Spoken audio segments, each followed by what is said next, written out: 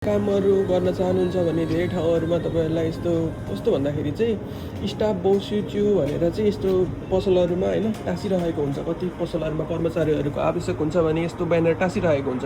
त्यहाँनिर स्टाफ बसिच्यु भनेर चाहिँ तपाईँलाई यो चाहिँ काम गर्ने खाली छ है, त स्टाफको लागि मान्छे चाहिएको छ भनेर चाहिँ यस्तो नोटिस टाँसिरहेको हुन्छ। कति बजेदेखि कति बजेसम्म गर्ने भनेर समय पनि हुन्छ है, कति पैसा हुन्छ भनेर पनि सबै लेखेको हुन्छ। अब हप्ताको 2 दिनभन्दा बढी गर्ने या 2 दिनसम्म पनि ओके भनेर लेखिरहेछ।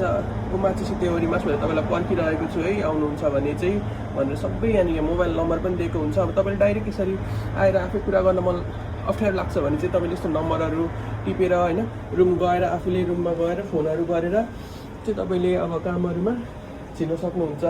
फोन गरेर काम छ छैन भनेर सोध्नुहुन्छ। सोद्धाखेरि चाहिँ अब कामहरू यसरी भेट्न सक्छ। अब चुप्प लागेर बस्नुहुन्छ भने काम चाहिँ भेटिँदैन।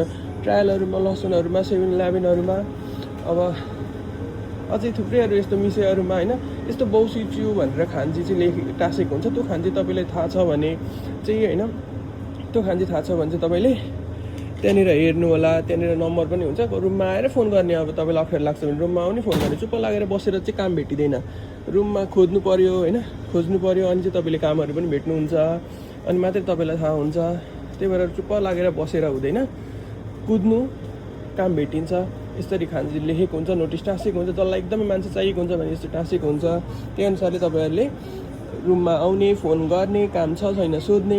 चुप्प लागेर बसेर मलाई कसले काम लगाइदिन्छ अनि म काम गर्छु त्यस्तो होइन। आफूमा आफै डिपेन्ड हुन खोज्नु होला। अर्काको भर नपर्नु होला। यहाँनिर जसले बोल्यो, जसले बोल्नेको पिठो नै बिग्छ, नबोल्नेको केही नै बिग्दैन भन्ने कुरा पनि यही हो क्या। तपाईँले खोज्नुहुन्छ, बोल्नुहुन्छ, काम गर्न तपाईँलाई मन छ, जाँगर छ भने चाहिँ तपाईँले आफै खोज्नु होला, हिँड्नु होला, डुल्नु होला, अनि चाहिँ तपाईँलाई काम पनि भेटिन्छ। हस् त, धन्यवाद साथीहरू।